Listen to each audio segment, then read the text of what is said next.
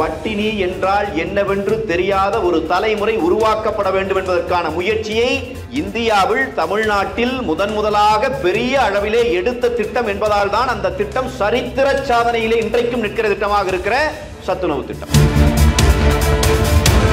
தொழில்நுட்ப கல்வியினுடைய தந்தை என்று ஒருவருக்கு பட்டம் கொடுக்க வேண்டும் என்றால் புரட்சி தலைவருக்கு மட்டும்தான் கொடுக்க முடியும். அதுதான் தொடக்க புள்ளி. புரட்சி தலைவர் காலத்தில் தான் இங்க படிக்கிற குழந்தைகள் காலில செருப்பு போட்டு பார்த்த தலைவன் அந்த தலைவர். நீங்க அப்படியெல்லாம் இனி தலைவர்கள் பிறப்பார்களான்னு நமக்கு தெரியல. இப்பவும் பல பேர் விமர்சனம் வைக்கிறாங்க. எம்ஜிஆர் காலத்துல தான் பிரைவேட்டைஸ் ஆயிடுச்சு கல்விங்கிறான். தனியாரை கல்வி தொடங்க சொல்லி, கல்வி மையங்கள் தொடங்க சொல்லி, என்ஜினியரிங் காலேஜ் கட்டு, 100 சீட் இருக்கா, 50 சீட்டு அவர்கள் பணம் கட்டி படித்துக் கொள்ளட்டும், நீ வருமானம் வச்சுக்க, 50 சீட்டு அரசாங்கத்திடம் கொடுத்து விட வேண்டும். இப்படி ஒரு திட்டத்தை எனக்கு தெரிந்து உலக அளவில் வேறு எவனும் கொண்டு வந்ததே இல்லை. மிகப்பெரிய தொலைநோக்கு சிந்தனை. அம்மா உணவகங்கள் என்பவை சரித்திர சாதனை படைத்த திட்டம். அது அந்த திட்டம் நான் பெருமையோடு சொல்லுகிறேன். 31 ஆண்டுகள் இந்த மண்ணை ஆண்ட இயக்கம் அண்ணா திராவிட முன்னேற்றக் கழகம். இந்த இயக்கம் இந்த மண்ணை ஆண்ட காரணத்தால் கொரோனாவில் பட்டினி சாவென்று ஒருவன் கூட இந்த மண்ணிலே இல்லை என்கிற சாதனை நாம் பண்ணோம். அரசு பள்ளிக்கூடத்திலே இருந்து மருத்துவக் கல்லூரிக்குள்ளே போய்க் கொண்டிருந்த மாணவர்களை விட பல மடங்கு அதிகமான எண்ணிக்கையில் நீட் தேர்வு வந்த பிறகு இன்றைக்கு மாணவர்கள் உள்ளே போகிறார்கள், அரசு மருத்துவக் கல்லூரிக்குள்ளே போகிறார்கள் என்று சொன்னால் அது ஒரு சரித்திர சாதனை. 41 கல்லூரியும் அரசு கல்லூரியாக்குங்கள் என்று சொன்னார், கையெழுத்து போட்டார். 41 கல்லூரியும் அரசு கல்லூரியானது ஒரே கையெழுத்தில் 20,000 ரூபாய் இருந்த கட்டணத்தை 1000 ரூபாயாக மாற்றி பையன் கையில 1000 ரூபாய் கொடுத்துட்டு அதை சாதனைன்னு சொல்லுகிற அரசாங்கம் அல்ல.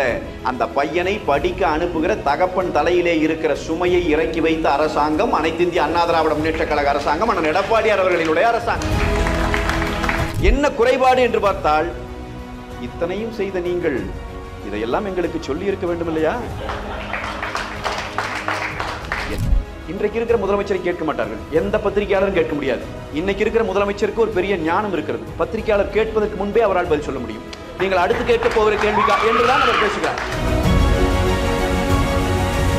எளிமையா இருக்கிறாரு. இவர் எப்படி முதலமைச்சராக முடியும் நினைக்கிறார். அரை நிர்வாண பக்கிரி என்று வின்ஸ்டன் சர்ச்சிலால் பேசப்பட்ட மகாத்மா காந்தி தான் இந்த பூமி பந்தையே உலுக்கி காட்டிய தலைவன். நீங்க அதை மறந்துடக்கூடாது. சட்டை இல்லாமல். ஏன் தெரியுங்களா? அவன் நம்மிலிருந்து வந்த தலைவன். நீங்கள் எடப்பாடியார் சிறப்பு என்ன தெரியுங்களா? அவர் நம்மிலிருந்து வந்த தலைவர்.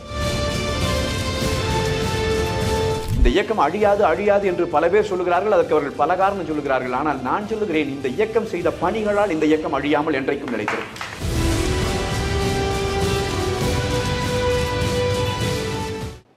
தமிழகம் காப்போம் என்கிற தலைப்பில் அனைத்து இந்திய அண்ணா திராவிட முன்னேற்றக் கழகத்தின் 54வது ஆண்டு தொடக்க நாள் கருத்தரங்கத்தை நடத்தி கொண்டிருக்கின்ற நாளை நமதே ஊடகத்திற்கும் எனக்கு முன்னால் இந்த கருத்தரங்கத்தில் மிகச்சிறந்த உரையை ஆட்சி அமைந்திருக்கின்ற தமிழ்நாட்டு மேடைகளில் தனக்கேது நிகரென்று ஒப்பாரும் மிக்காரும் இல்லாதவராய், ஏதோ நான் மிகைப்படுத்தி சொல்லுகிற ஒரு வாக்கியமாக யாரும் நினைத்து விடக்கூடாது. உண்மையிலேயே தமிழ்நாட்டில் இன்றைக்கு மேடை பேச்சிலும் எழுத்திலும் வரலாற்றை தமிழக இளைஞர்களுக்கு சொல்லிக் கொடுப்பதிலே மிகப்பெரிய மேதைகளாக இருந்த பலரோடும் பழகி அவர்களெல்லாம் இன்றைக்கு இயற்கை நம்மிடமிருந்து அவர்களெல்லாம் எடுத்துக்கொண்டு விட்ட நேரத்தில் இன்றைக்கு உண்மையிலேயே ஒப்பாரும் மிக்காரும் இல்லாத அளவில் தமிழ்நாட்டு மேடைகளில் இளைஞர்களுக்கு வரலாற்றை சொல்லிக் கொடுத்து, அரசியல் என்றால் என்ன என்பதை சொல்லிக் கொடுத்து, அரசியல் சார்ந்த அறம் சார்ந்த அரசியலை சொல்லிக் கொடுக்கின்ற எங்கள் போற்றுதலுக்குரிய தமிழ்நாடு தன்னுரிமை கழகத்தினுடைய தலைவர், முன்னாள் சட்டமன்ற உறுப்பினர், மரியாதைக்குரிய ஐயா திரு பழ கருப்பையா அவர்களே, தமிழ் மாநில முஸ்லீம் லீக் கட்சியினுடைய தலைவர், சிறுபான்மை மக்களினுடைய பாதுகாவலனாக என்றென்றும் களம் காணுகிறவர், தொடர்ந்து நல்ல செய்திகளை கொடுத்து கொண்டே இருக்கின்ற ஒரு மாமனிதர், போற்றுதலுக்குரிய ஐயா திரு எஸ் ஷேக் தாவூத் அவர்களே,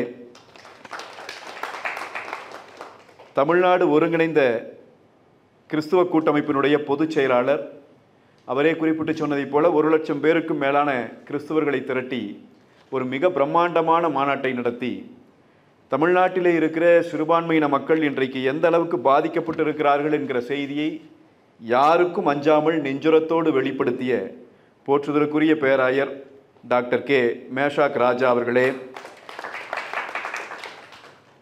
ஒரு சிலர் அரசியலில் தன்னுடைய தொகுதியிலே பணியாற்றுவதிலே கைதேர்ந்தவர்களாக இருப்பார்கள்.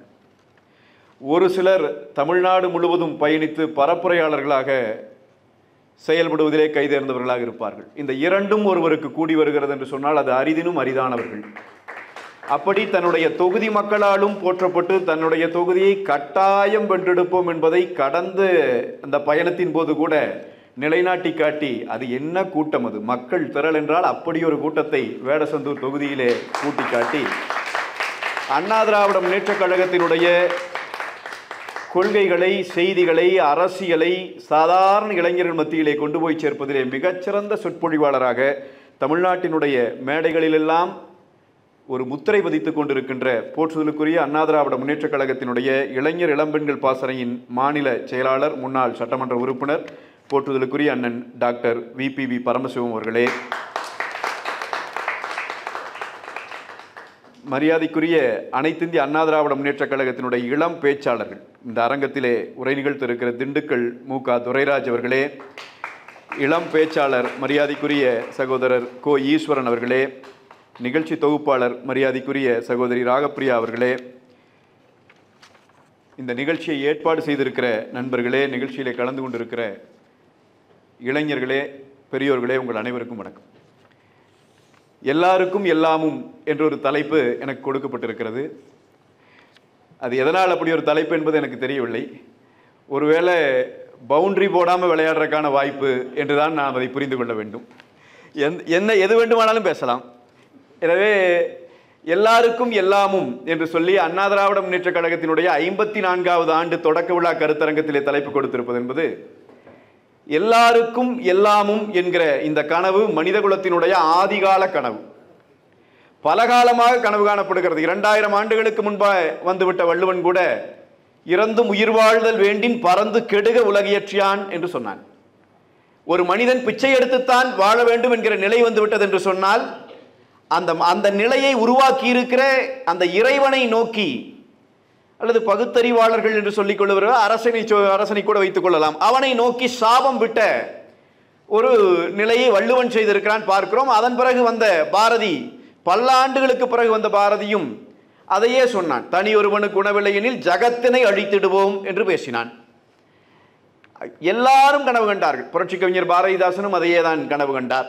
பொது உடைமை கொள்கை திசையெட்டும் சேர்ப்போம் என்றார். அது என்ன பொது உடைமை கொள்கை? வேறொன்றுமில்லை, எல்லாருக்கும் எல்லாமும்.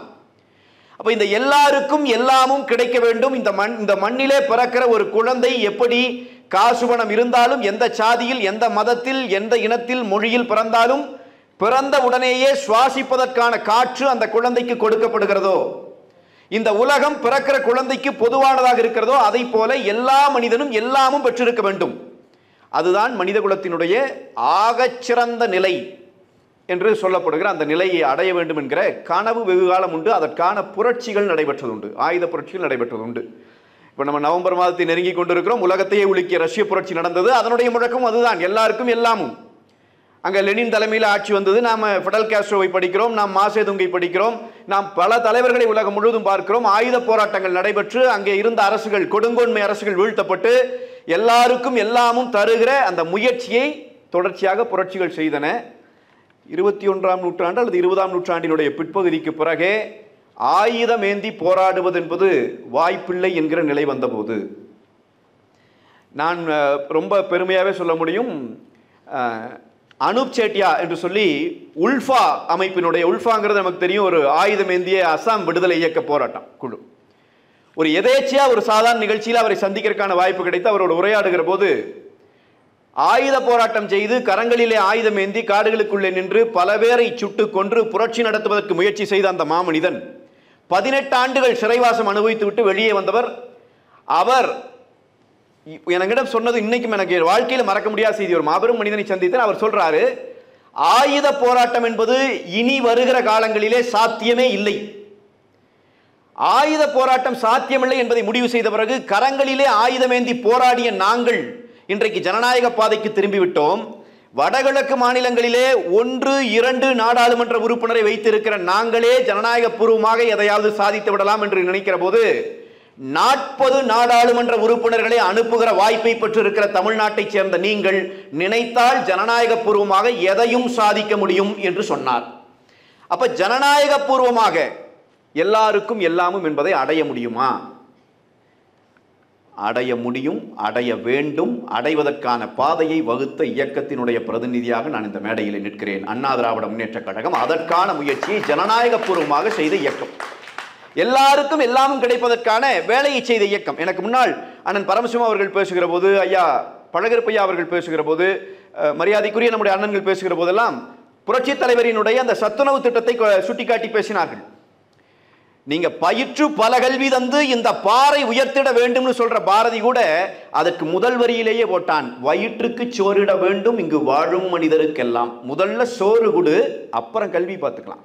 அதுதானே பொருள். அப்ப முதல்ல சோறு கொடுக்க வேண்டும், வருகிற பிள்ளையினுடைய பசியை தீர்க்க வேண்டும், எல்லாருக்கும் எல்லாமும் போக வேண்டும். அதற்கு முதல் படி மனித குலத்தினுடைய இளைய பிரதிநிதிகளாக இருக்கிற குழந்தைகள் பசியற்றவர்களாக இருக்க வேண்டும். பட்டினி என்றால் என்னவென்று தெரியாத ஒரு தலைமுறை உருவாக்கப்பட வேண்டும் என்பதற்கான முயற்சியை இந்தியாவில் தமிழ்நாட்டில் முதலாக பெரிய அளவிலே எடுத்த திட்டம் என்பதால் தான் அந்த திட்டம் சரித்திர சாதனையிலே இன்றைக்கும் நிற்கிற திட்டமாக இருக்கிற சத்துணவு திட்டம். அப்ப அதை முதல்ல அண்ணா திராவிட முன்னேற்ற கழகம் கொண்டு வருது. இது யாருக்கு தெரியும்? யாரால் இதை கொண்டு வர முடியும்? யாரால் இதை சிந்திக்க முடியும்? மதியம் அவனுக்கு உணவு கொடுக்க வேண்டும். அந்த குழந்தைக்கு உணவு கொடுத்தால் அவன் பள்ளிக்கூடம் வருவான் என்பது ஒன்று, அவன் வறுமை தீரும் என்பது ஒன்று. எவன் ஒருவன் பசித்திருந்தானோ, எவன் ஒருவன் பசியின் கொடுமை உணர்ந்திருந்தானோ, எவன் ஒருவன் பட்டினி கிடந்தானோ, ஈன்றாள் பசி காண்பாளாயினும் என்று வள்ளுவன் சொன்ன அந்த கொடுந்துயரத்தை எல்லாம் எவன் ஒருவன் அனுபவித்தானோ அவருக்குத்தான் தெரியும். புரட்சி தலைவர் எம்ஜிஆருக்கு தெரிந்தது. எனவே சத்துணவு திட்டத்தை கொண்டு வந்தார். அந்த திட்டம் இன்றைக்கும் நிற்கிறது வரலாற்றில். அப்ப முதல்ல என்ன? மனிதனினுடைய பசி தீர்க்கிற திட்டம் புரட்சி தலைவர் கொண்டு வருகிறார். புரட்சி தலைவி அம்மா அவர்களினுடைய காலத்திலே அது வேறு வகைகளிலே எல்லா மக்களுக்குமானதாக விரிவுபடுத்தப்பட்டு தமிழ்நாடு தான் முதல்ல அரிசியை மக்களுக்கு இலவசமாக பட்டினி வந்துடக்கூடாதுங்கிறது தான், வேற ஒன்றுமே இல்லை. இதில் பசி பட்டினியில் மக்கள் செத்துறக்கூடாது. எனக்கு முன்னாடி அண்ணன் பரமசிவம் அவர்கள் அழகாக கேட்டார், மாற்றம் வேணும் மாற்றம் வேண்டும் என்று சொல்லுகிறவர்கள் நானெல்லாம் ஓடியவன். என்ன குறைபாடு என்று பார்த்தால், இத்தனையும் செய்த நீங்கள் இதையெல்லாம் எங்களுக்கு சொல்லி இருக்க வேண்டும் இல்லையா? எல்லாரும் படித்து தெளிந்து விட்டுத்தான் வந்து அரசியல் செய்வான் என்று நீங்கள் எதிர்பார்ப்பது பிழை அல்லவா? நான் ஐயா பழகருப்பையா போன்றவர்களை எல்லாம் இன்றைக்கும் படி நாங்கள் அவரை தொழுவதற்கு காரணம், இந்த செய்திகளை சொல்லுவதற்கு இன்னும் சில மனிதர்கள் இந்த மண்ணிலே இருந்து இளைஞர்களுக்கு வழி நடத்துகிறார்களே. அவர்கள் சொல்லுகிற போது அவர் சொல்லவில்லை என்றால் ராஜாஜியும் காந்தியும் என் போன்ற இளைஞர் ஒருத்தருக்கும் தெரிஞ்சிருக்காது, நாங்களும் என்னமோ நினைச்சிட்டு போயிருந்திருப்போம். அப்ப அண்ணா திராவிட முன்னேற்ற கழகம் அந்த மாதிரி ஒரு நிலை எடுத்தது. அம்மா அவர்களினுடைய காலத்திலே அரிசி மக்களிடம் கொண்டு போய் சேர்க்கப்பட்டது. உணவு பஞ்சம் என்பது இல்லை என்கிற நிலை தமிழ்நாடு அடைந்தது. அம்மா உணவகங்கள் என்பவை சரித்திர சாதனையை படைத்த திட்டம் அது. அந்த திட்டம் நீங்க ஒண்ணு வேண்டாம், கொரோனா காலத்திலே வடநாடுகளில் நம்ம பார்த்தோம், நூற்றுக்கணக்கான கிலோமீட்டர்கள் குழந்தையை கையிலே தூக்கி கொண்டு மனைவியை உடன் அழைத்துக் கொண்டு இருக்கிற பெட்டி படுக்கையை சுமந்து கொண்டு நூற்றுக்கணக்கான கிலோமீட்டர்கள் நடந்தே போனது ஒரு மனித குழு. உலகத்திலே இவ்வளவு பெரிய எவ்வளவோ பயணங்களை மனித குழுக்கள் பயணித்ததை பற்றி படித்திருக்கிறோம். கொரோனா காலத்திலே இந்த நவீன காலத்திலே பார்த்தோம், வாகனம் இல்லை, எதுவும் இல்லை, கையிலே காசு இல்லை, உண்ண உணவில்லை, பயணிக்கிற கயரத்திலே செத்து விழுந்தவன் ஆயிரக்கணக்கான பேர். ஆனால் நான் பெருமையோடு சொல்லுகிறேன், 31 ஆண்டுகள் இந்த மண்ணை ஆண்ட இயக்கம் அண்ணா திராவிட முன்னேற்ற கழகம். இந்த இயக்கம் இந்த மண்ணை ஆண்ட காரணத்தால் கொரோனாவில் பட்டினி சாவென்று ஒருவன் கூட இந்த மண்ணிலே இல்லை என்கிற சாதனை நாம் பண்ணோம்.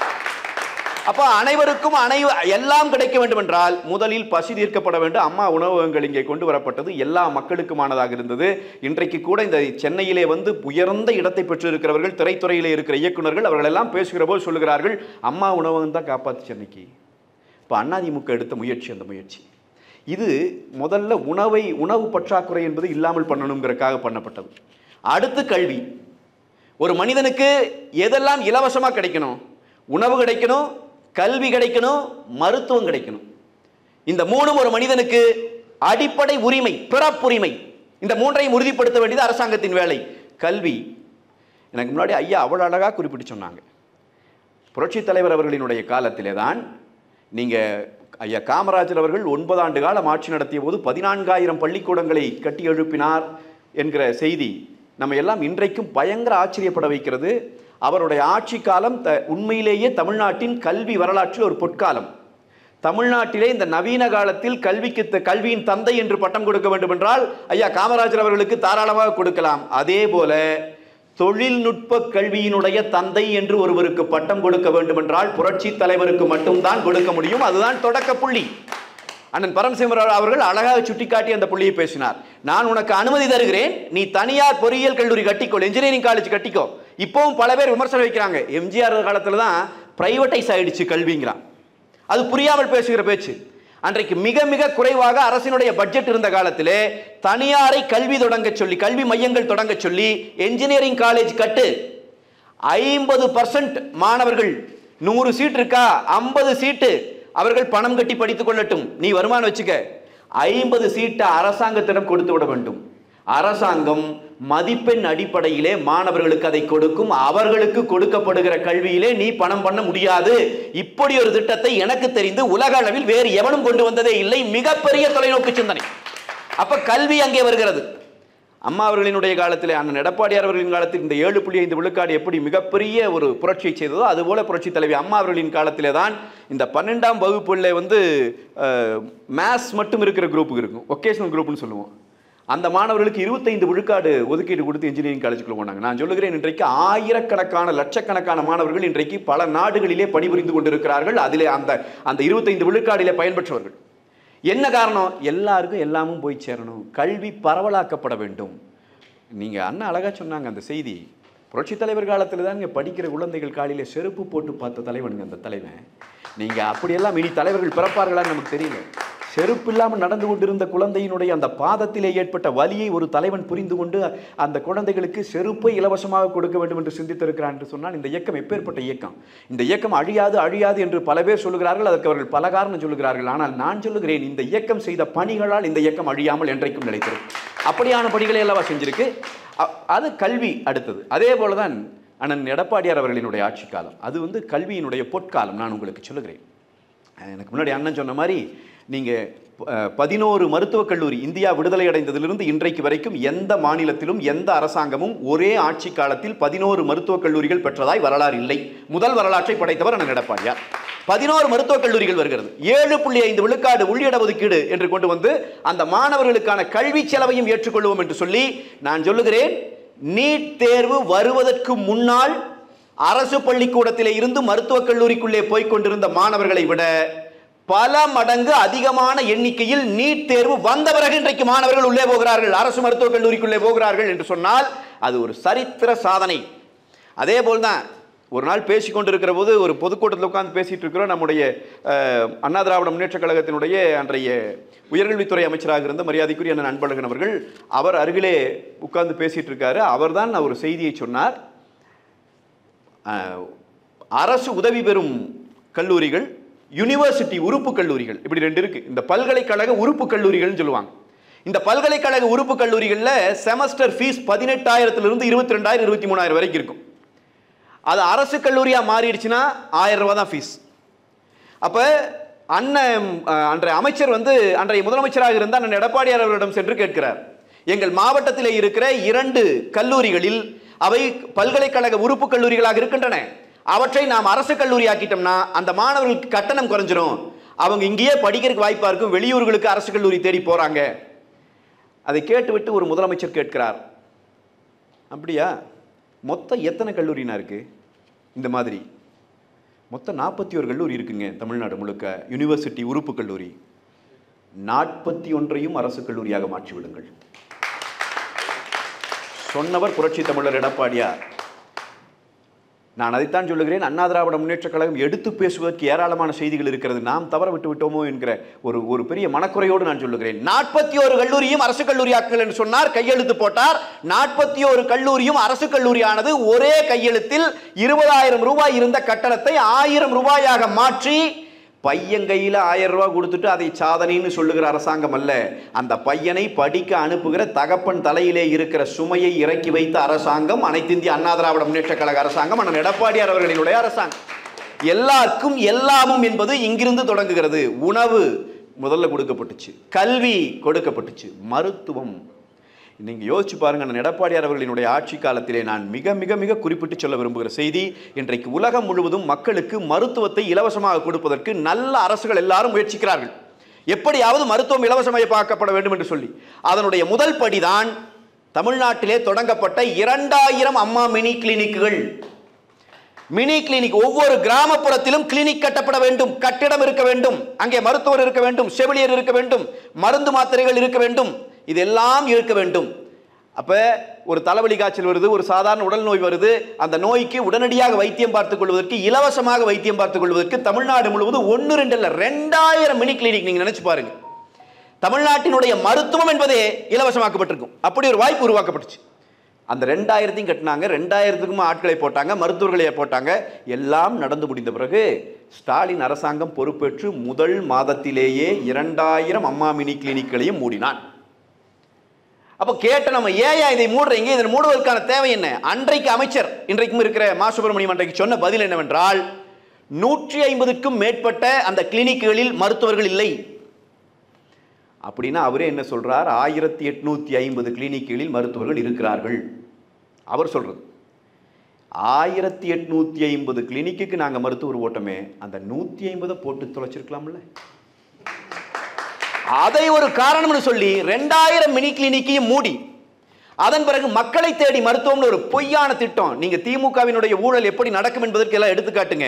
நீங்க மினி கிளினிக்னா கட்டணம் இருக்கணும், டாக்டர் இருக்கணும், நர்ஸ் இருக்கணும், அவங்க வந்திருக்கணும், வருகை பதிவேட்டில் கையெழுத்து போட்டிருக்கணும், அவங்களுக்கு சம்பளம் போகணும், அவங்களுக்கு மருந்து மாத்திரை எங்க இருக்கணும், அதுக்கு செலவு இருக்கணும் இல்லைங்களா? இப்ப இந்த நாளை நமதே சேனல் அதுல ஒரு ஊழல் நடக்குதா கண்டுபிடிச்சிரும், போய் பார்க்கும், கட்டணமே இல்லை, சும்மா கணக்கு எழுதியிருக்கான் பாருங்கன்னு காட்டிடுவாங்க.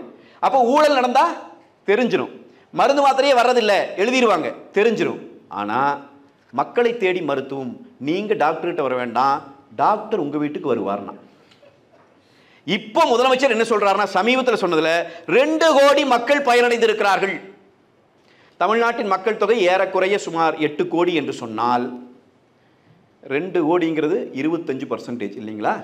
நாம பார்க்கறதுல 4ல் ஒருத்தர் வீட்டுக்கு டாக்டர் போயிருக்கணும், அதான கணக்கு. இப்போ இந்த அரங்கத்தில் இருக்கிறவர்களே நான் கேட்கிறேன், எத்தனை பேர் வீட்டுக்கு டாக்டர் வந்திருக்காங்க?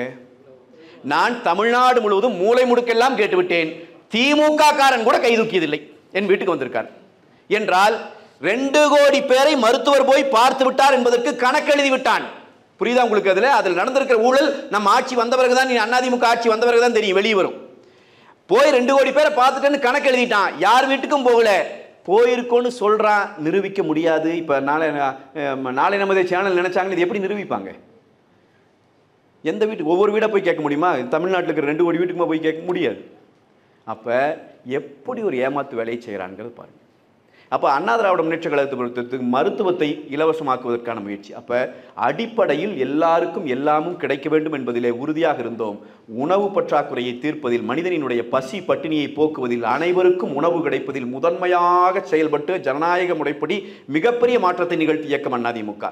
அனைவருக்கும் கல்வி என்கிற அந்த இலக்கை அடைவதற்கு மிகப்பெரிய வேலையை செய்த இயக்கம் அண்ணா திராவிட முன்னேற்ற கழகம். அனைவருக்கும் மருத்துவம் என்பதிலே மிகப்பெரிய வேலையை செய்த இயக்கம் அண்ணா திராவிட முன்னேற்ற கழகம். இந்த 3 பெரும் தலைவர்களும் தமிழ்நாட்டை ஆண்ட காலம் எல்லாம் தமிழ்நாட்டினுடைய பொற்காலம் என்பது இதனால் தான் நாம் சொல்லுகிறோம், போகிற போக்கிலே சொல்லவில்லை. அப்போ இவ்வளவு சாதனைகளை செய்தவர்கள் இன்றைக்கும் நம்மகிட்ட ஒரே ஒரு செய்தியைத்தான் நான் சொல்லி இதிலிருந்து விடைபெறணும்னு நினைக்கிறேன்.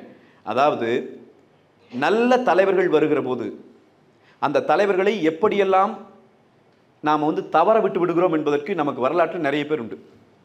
இன்றைக்கும் கூட அண்ணன் எடப்பாடியார் அவர்கள் இவ்வளவு சாதனைகளை செஞ்சவர். எனக்கு முன்னாடி ஐயா பழகரப்பையா அவர்கள் அவ்வளவு தெளிவாக சொன்னார். 2 ஆண்டு காலம் கொரோனாவில் போச்சு, 2 ஆண்டுகளுக்குள்ளே நடந்ததுதான் இது. 11 மருத்துவக் கல்லூரி, 75 கலை அறிவியல் கல்லூரி, 4 வேளாண் கல்லூரி, 5 விலங்குகளுக்கான அந்த கால்நடை மருத்துவக் கல்லூரி, இத்தனையும் 6 சட்டக்கல்லூரி, இத்தனையும் வந்தது அந்த மீதி இருந்த 2 வருஷத்துக்குள்ள தான். 2000 மினி கிளினிக் வந்தது அந்த மீதி இருந்த 2 வருஷத்துக்குள்ள தான். நடந்த சாதனைகளை குடிமராமத்து பணி பேசினா பேசிட்டே போலாம். அத்தனை பணிகளும் இந்த 2 வருஷத்துக்குள்ள ஒரு முதலமைச்சர் செய்து காட்டியது தான். ஆனால் அந்த முதலமைச்சர் குறித்து இன்றைக்கு பேசுகிறவனுடைய நிலை எப்படி இருக்கு, அவர் எப்படி பார்க்கறாங்க, நீங்க அதை நல்லா கவனிங்க. சாதாரணமா இருக்கிறாரு, எளிமையா இருக்கிறாரு, இவர் எப்படி முதலமைச்சராக முடியும்னு நினைக்கிறான். அப்படிதான் நினைக்கிறான். ஸ்டாலின்னா பந்தாவாக வர்றாரு, அவர் ஒரு ஏதோ விக்கிக்கு வச்சுக்கிறாரு, ஒரு பேண்ட் ஷர்ட்டு போடுறாரு, ஒரு மாதிரி வர்றாரு, துணை முதலமைச்சர் டிஷர்ட் போட்டே வர்றாரு. இதெல்லாம் ஒரு நினைக்கிறான். நான் சொல்லுகிறேன், தமிழ்நாட்டு இளைஞர்களுக்கு நாம் சொல்ல வேண்டி இருக்கிறது, அரை நிர்வாண பக்கிரி என்று வின்ஸ்டன் சர்ச்சிலால் பேசப்பட்ட மகாத்மா காந்தி தான் இந்த பூமி பந்தையே உலுக்கி காட்டிய தலைவன். நீங்க அதை மறந்துடக்கூடாது. சட்டை இல்லாமல்.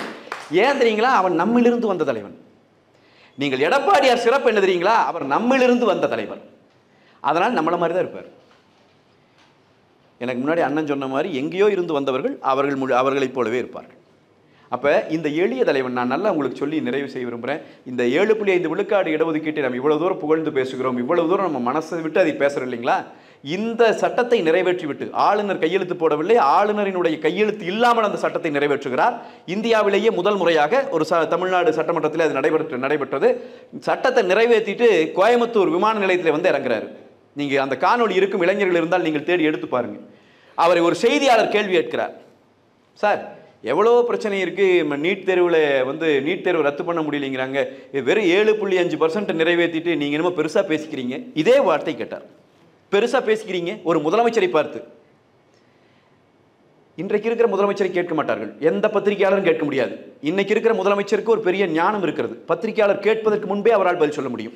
நீங்கள் அடுத்து கேட்க போகிற கேள்விக்கா என்றுதான் அவர் பேசுகிறார். எனவே அது ஒரு தனி. ஆனால் இப்படி முகத்துக்கு நேராக கேட்டார். ஒரு முதலமைச்சர் உடனடியாக என்ன பதில் சொன்னார் தெரியுமா? பெருசா ஏதோ பண்ணிட்டேன்னு நீங்க எப்படியெல்லாம் கேட்காதீங்க, இது எவ்வளவு பெரிய மாற்றத்தை ஏற்படுத்தும் நீங்க காத்திருந்து பாருங்க. இந்த குழந்தைகளுக்கு ஏதோ ஒன்று பண்ணணுங்கிறதுக்காக பண்ணியிருக்கிறோம், இப்படியெல்லாம் நீங்க பேசலாமான்னு பத்திரிகையாளரை பார்த்து கேட்டுவிட்டு மற்ற கேள்விகளுக்கும் பதில் சொல்லிவிட்டு போனார். இங்க கேட்டாலே அடிக்கிறானே, கேட்டா அடிச்ச காலம் போயிடுச்சு. முறைச்சாலே அடிப்பேங்கிறான்,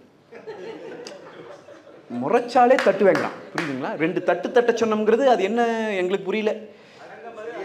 ஆமா, ஆளுங்கட்சியாக இருக்கிற போது முறைச்சாலும் நீ தட்டலாம், என்ன வேணாலும் செய்யலாம். ஆளுங்கட்சியினுடைய அடிவரடிகள் கூட அதை செய்யலாம், அது வல்ல பிரச்சனை. ஆனால் ஒரு தலைவனுக்கு ஒரு தலைவன் என்பவன் எப்படி இருக்க வேண்டும்? செவிகைப்ப சொற்பொருக்கும் பண்புடை வேந்தன் என்கிறான் வள்ளுவன். விமர்சனத்தை பொறுத்துக்க முடியலன்னு என்னைய தலைவன் நீ?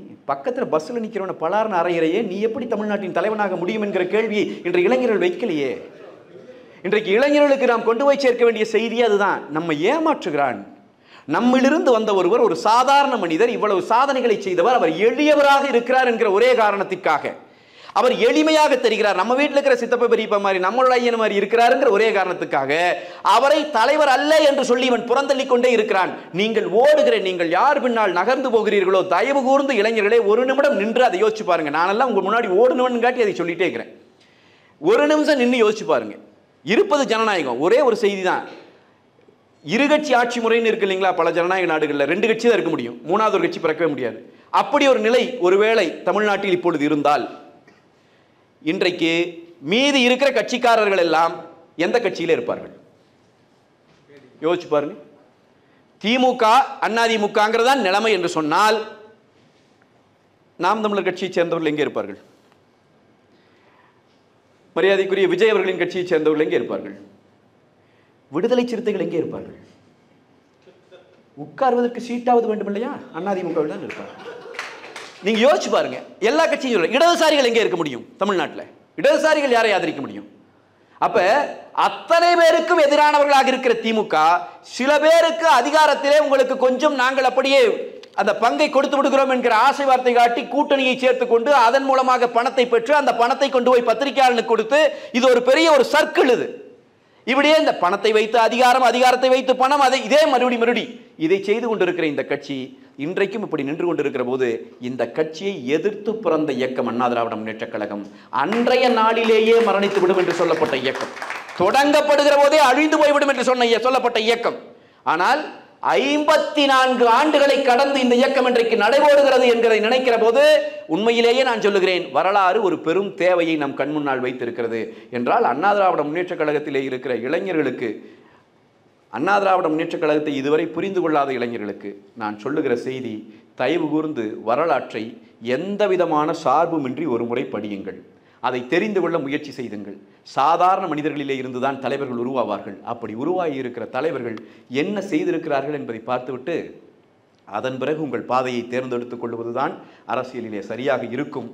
அதை செய்வதற்கு அந்த மாதிரியான ஒரு செய்தியை இந்த இளைஞர்களுக்கு கொண்டு போய் சேர்ப்பதற்கு இது போன்ற கருத்தரங்கங்கள் வழிவகுத்து கொடுக்கும் என்று சொன்னால் இந்த கருத்தரங்கங்கள் அதனுடைய நோக்கத்திலே வெற்றி பெற்று விடுகின்றன. அதுதான் அதனுடைய வெற்றியாக இருக்கும். எனவே நாம் அந்த பரப்புரையை எடுத்துச் செல்வோம், நம்பிக்கையோடு இருப்போம். 54ஆம் ஆண்டில் அடுத்த 55வது ஆண்டு விழா கொண்டாடுகிற போது ஆளுங்கட்சியாகத்தான் கொண்டாடும் அண்ணா திராவிட முன்னேற்றக் கழகம். அது நடக்கத்தான் போகிறது. தமிழ்நாட்டு மக்களினுடைய துயர் துடைக்கப்படத்தான் போகிறது என்பதை நம்பிக்கையோடு சொல்லி இந்த வாய்ப்பை கொடுத்த நல்லுள்ளங்களுக்கு நன்றி சொல்லி நிறைவு செய்கிறேன். நன்றி வணக்கம்.